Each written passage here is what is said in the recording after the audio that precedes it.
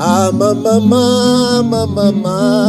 eh mama, nake kasi lobi nakozonga mopembo ezali nde liwa te o. Nake kasi lobi nakozonga mopembo ezali nde liwa te o. Totika bamboka mosika tokende koluka bomoema tokoma mitelengano na mboka mopaya nani asunga yo pasi na pasi nakei kasi lobi nakozonga mopembo ezali nde liwa te o.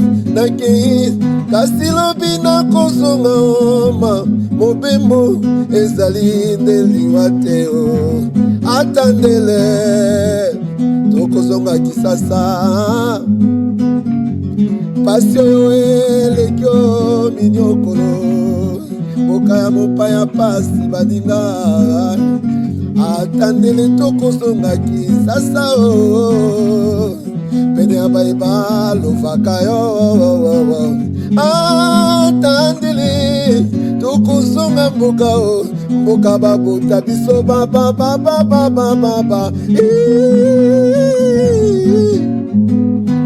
Lobi nakozonga nazonga te mpo nino esika bakunda motolo ya Luza toni e mama nakozonga mboka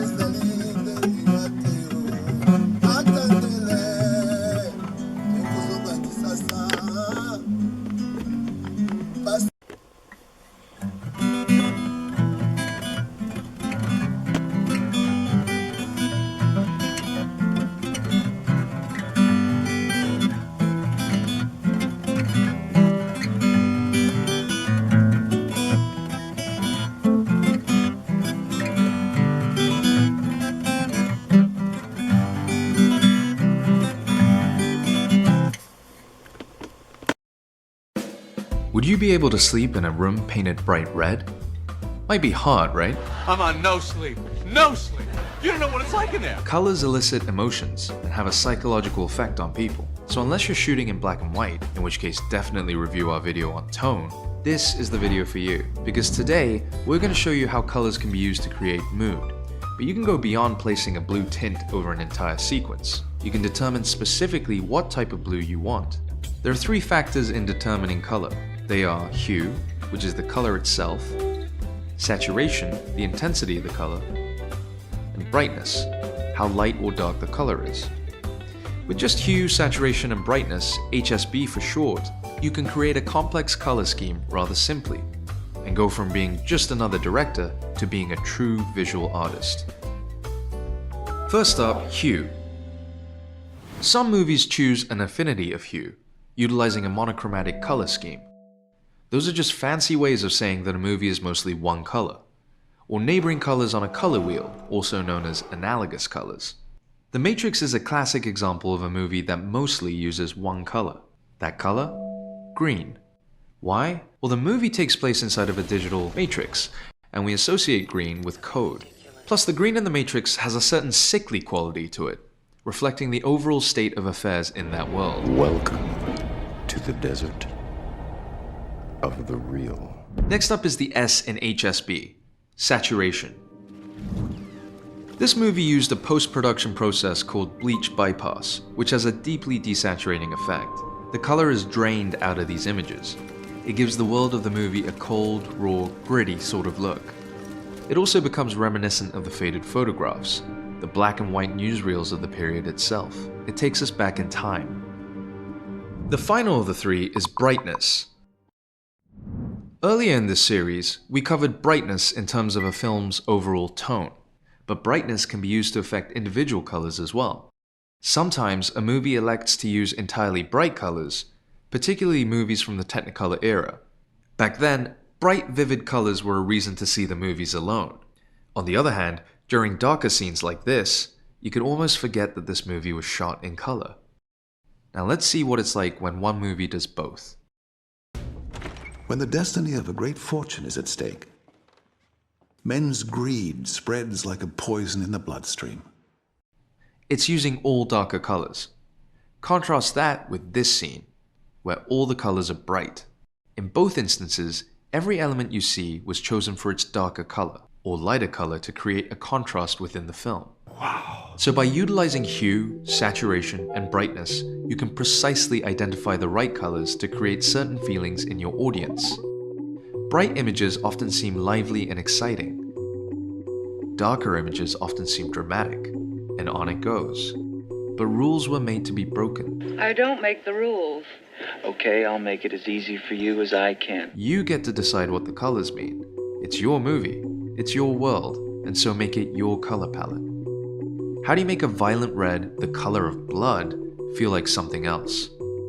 In Her, Spike Jonze uses red to connote love. He does it by associating the color with the lead, Theodore, as he searches for love and ultimately finds it in his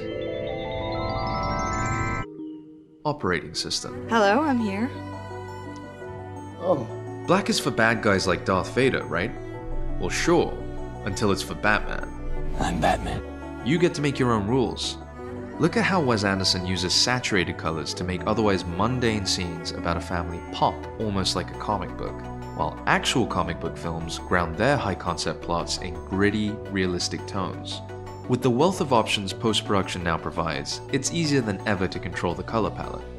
Of course, color grading can be an expensive, lengthy process, and it rarely can make up for a project that lacked a thoughtful color design strategy in pre-production.